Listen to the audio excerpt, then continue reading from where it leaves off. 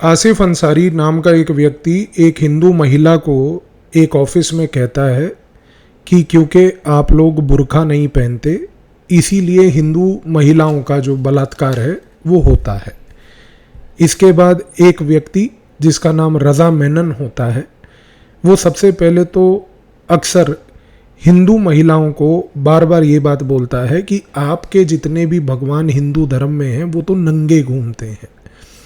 यही रज़ा मेनन नाम का व्यक्ति फिर बाद में गुड्डी पाड़वा की सेलिब्रेशन, जो महाराष्ट्र का एक प्रसिद्ध त्यौहार है, उस दौरान उनके सूट के पल्लुओं को खींच खींच कर उनको बार बार बेइज्जत करने की कोशिश करता है।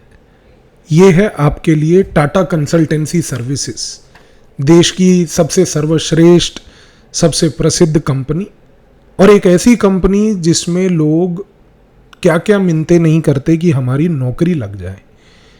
टाटा कंसल्टेंसी सर्विसेज का अशोका मार्ग नासिक में जो बीपीओ यूनिट था, जो एक्सिस बैंक के क्रेडिट कार्ड कलेक्शंस के डेटा को मैनेज करता था, वहाँ पर 6 मुसलमान मर्दों ने, जिनका नाम शाहरुख कुरैशी, रज़ा मेनन, आसिफ अंसारी, तौसीफ अख्तर, दानिश शेख, शफी शेख, वहाँ का एचआर मैनेजर निदा खान और अश्विनी चैनानी, ये लोगों ने मिलकर 2022 से लेकर 2026 तक अलग अलग तरीके से टीसीएस टाटा कंसल्टेंसी सर्विसेज के ऑफिस में हिंदू महिलाओं के साथ सेक्सुअल एक्सप्लॉयटेशन किया, उनका इमोशनल मैनिपुलेशन किया और उनके हिंदू धर्म होने के नाम पर और हिंदू धर्म को फॉलो करने के नाम पर बार बार उनका मजाक उड़ाया। ये प्रथा 2022 जनवरी से चल रही है, जब दानिश शेख नाम का एक व्यक्ति अपने ही कॉलेज में पढ़ रही एक हिंदू महिला को, जो कि 23 बरस की थी, उसको पहले तो झांसा देता है कि वो उसकी नौकरी टीसीएस में लगवा देगा क्योंकि वो खुद टीसीएस में काम करता है।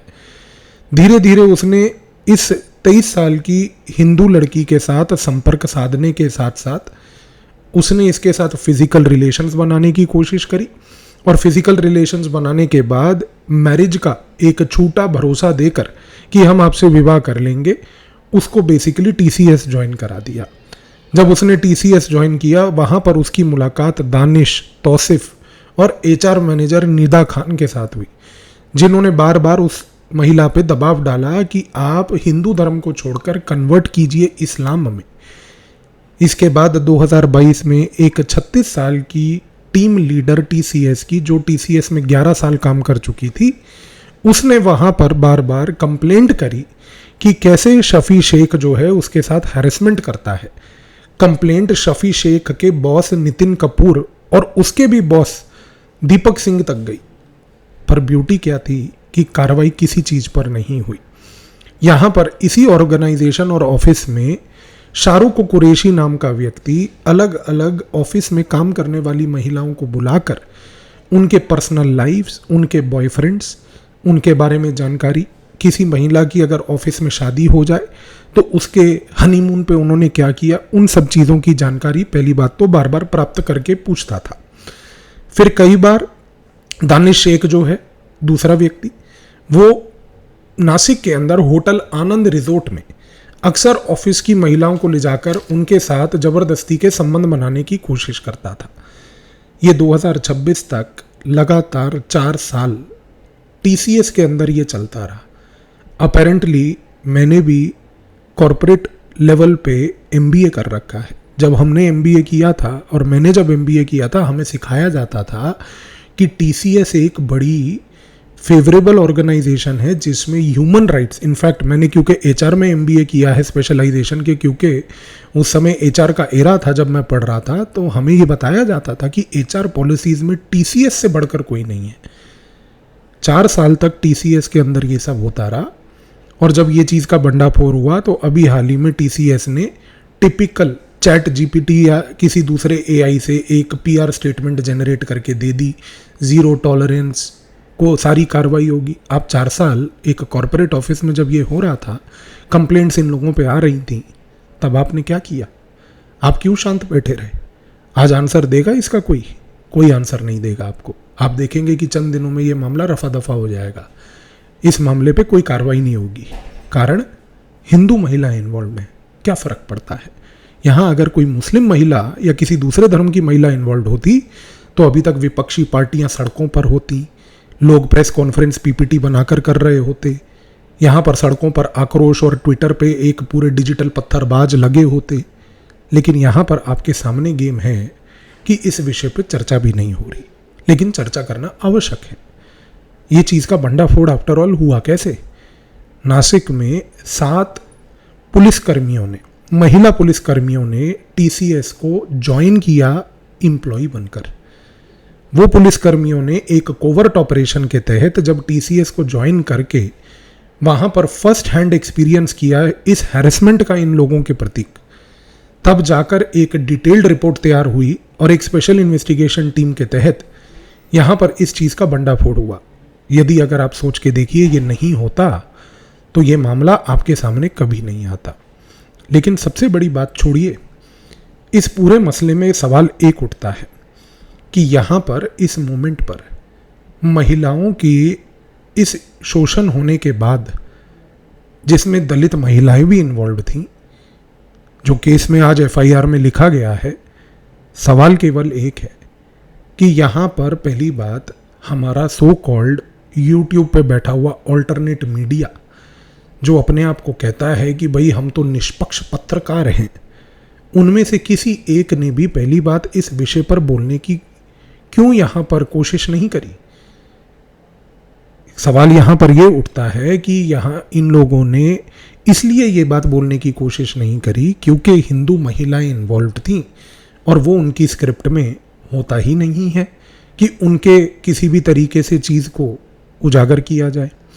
इनफैक्ट 1-2 यूट्यूब के ऑल्टरनेट मीडिया पे बैठे हुए लोगों ने, आप खुद देखिएगा सर्च करके, टिप्पणी ये तक कर दी कि यहाँ पर ये एक डेलिबरेटली हिंदू लोगों की एक साजिश है जिसके तहत मुसलमानों को अब जिनको एम्प्लॉयमेंट मिली हुई है किसी कंपनी में, उनको वहाँ से भी धकेलने की बारी है। किसी अगर मुसलमान को एम्प्लॉयमेंट मिली है, चाहे वो मुसलमान हो या हिंदू हो या सिख हो या क्रिश्चियन हो या बौद्ध हो, फ़र्क नहीं पड़ता जब तक वो काम कर रहा है। लेकिन काम करने का मतलब ये नहीं है कि आप किसी को फोर्सेबली कन्वर्ट करेंगे। काम करने का मतलब नहीं है कि आप किसी महिला का पल्लू खींचेंगे। काम करने का मतलब ये कतई नहीं है कि आप किसी महिला के धर्म के बारे में, उनके भगवानों के बारे में अपशब्द और इस प्रकार की टिप्पणियां करेंगे। और यदि अगर आप ये प्रकार का काम कर रहे हैं तो माफ़ कीजिएगा, आप काम करने के लायक नहीं हैं, आप हलाल करने के लायक हैं। लेकिन अनफॉर्चुनेट रियलिटी यहाँ पर यह है कि पूरा का पूरा लेफ्टिस्ट मीडिया, पूरी विपक्षी पार्टियाँ साइलेंट हैं, सांप सूंघ गया है जैसे। उनको प्रेस कॉन्फ्रेंस नहीं हो रही, पीपीटी नहीं चल रही, कुछ नहीं हो रहा। क्यों? ये सब चीज़ें क्यों नहीं हो रही आपको समझना है, क्योंकि यहाँ पर इन लेफ्टिस्ट लोगों का जो थॉट प्रोसेस है वो सिंपल है। किसी भी केस में रिलीजियस आइडेंटिटी को देखकर ये डिसीजन लेना है कि क्राइम जो हुआ है उसको रिपोर्ट करना है, उजागर करके उसके बारे में शोशाबाजी करनी है, नोटंकियां करनी है, या उसको सप्रेस करना है। 2017 में अखलाक को लेकर क्या हुआ था आप सब जानते हैं। एक इंटरनेशनल इशू बनाने की कोशिश की गई थी, लेकिन यहाँ पर वो चीज़ नहीं होगी क्योंकि यहाँ पर हिंदू महिलाएं इन्वॉल्व हैं। दूसरी सबसे बड़ी चीज़ ये है कि इन लोगों का घूम फिरकर लेफ्टिस्ट मीडिया का लॉजिक एक ही है कि हिंदुओं को किसी भी तरीके से ऑपरेसर बनाकर पेश करने की कोशिश करो, और जितनी भी हिंदुओं के ऊपर कोई भी यदि अगर अत्याचार हुआ हो तो उसको नॉर्मलाइज करके नॉर्मल तरीके से दिखाने की कोशिश करो। मैं इसमें दोषी, माफ़ कीजिएगा, अपने हिंदू भाई बहनों को भी मानता हूँ, क्योंकि अगर और कोई नहीं तो आज आपको कौन रोक रहा है इस सोशल मीडिया के ज़माने में इस चीज़ को उजागर करने के लिए?